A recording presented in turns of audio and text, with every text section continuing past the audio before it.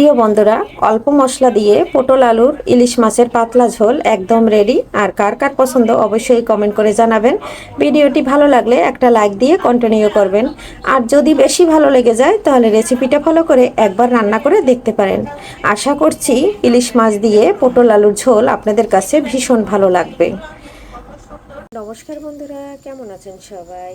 Papdi kitchen and blog থেকে চলে আসলাম নতুন একটা রেসিপি নিয়ে। এখানে ইলিশ মাছ কেটে ধুয়ে পরিষ্কার করে নিয়েছি, আর এখানে পটল কেটে নিয়েছি, আর নিয়েছি এখানে আলু কেটে। রান্না হবে আলু, পটল আর ইলিশ মাছ। আর পটল মাছের মানে পটল দিয়ে ইলিশ মাছ আলু রান্না করলে একদম খেতে খুব খুব মজা লাগে। আর এখানে কিন্তু আমি খুব সুন্দর করে মাছটা মেখে নিলাম লবণ হলুদ দিয়ে। কড়াইতে তেল দিয়ে দিয়েছি, সবগুলো মাছ দিয়ে দিয়েছি। আর এখন আমি উল্টে পাল্টে ভেজে নেব। ভেজে পটলগুলো এই তেলে ভেজে নেব, তারপরে আলু ভেজে নেব। আলু ভেজে দিয়ে তারপরে কিন্তু রান্না করব। আর আমি কিন্তু সব কিছু ভেজে কীভাবে ইলিশ মাছ দিয়ে রান্না করি বন্ধুরা সাথে থাকুন।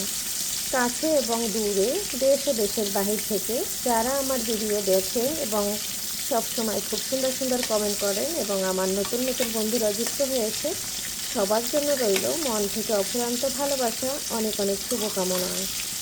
সবাই এভাবে আমার পাশে থাকবেন। আর এই যে মাছগুলো ফিরিয়ে দিচ্ছি উল্টে পাল্টে, খুব সুন্দর করে ভেজে নিচ্ছি।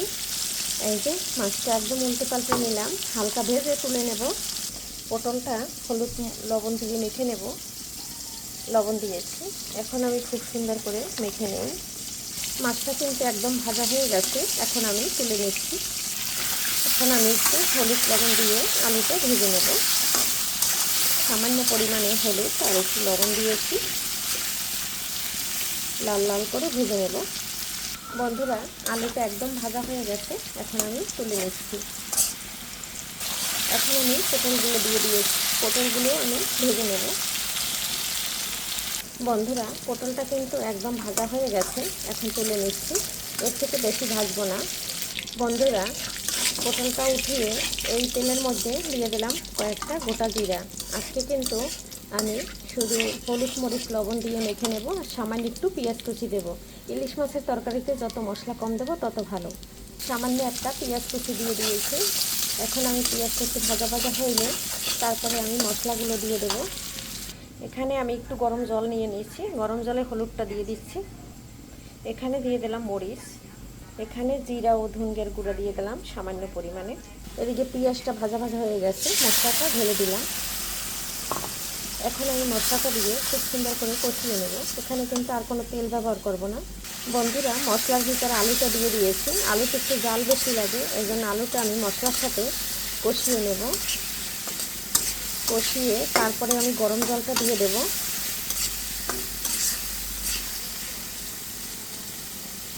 বন্ধুরা, পটলগুলোকে ধুয়ে দিয়ে দিলাম অফ ক্যামেরায়, কারণ আমি এক হাত দিয়ে মানে ক্যামেরা ধরি, মানে মোবাইল ধরি, আর এক হাত দিয়ে অন্য কাজ করি। সেক্ষেত্রে কিন্তু অফ ক্যামেরায় ঢেলে দিয়েছি। এটাও একটু মশলার সাথে নেড়ে চেড়ে কষিয়ে নিচ্ছি। সব কিছু ভাজার সময় লবণ দিয়ে দিচ্ছি, তার জন্য লবণটা একটু কম দিলাম। লবণটা দিয়ে নেড়ে ছেড়ে বন্ধুরা একদম কষিয়ে নিচ্ছি। তেলটা কিন্তু একদম ছেড়ে দিয়েছে। এই পর্যায়ে গরম জলটা দিয়ে দেবো।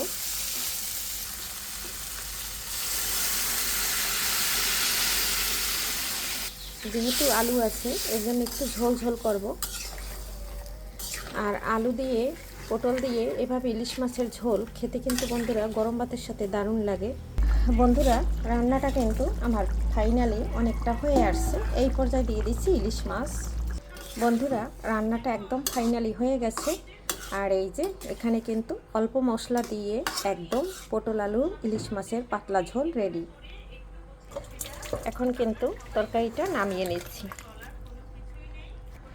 ফাইনালি একদম রান্না রেডি, নামিয়ে নিচ্ছি। কেমন লাগলো রান্নাটা বন্ধুরা? আজকের ভিডিও এখানেই রাখছি। ভালো থাকবেন সবাই, সুস্থ থাকবেন, সুস্বাস্থ্য কামনা করে বিদায় নিচ্ছি। Bye bye.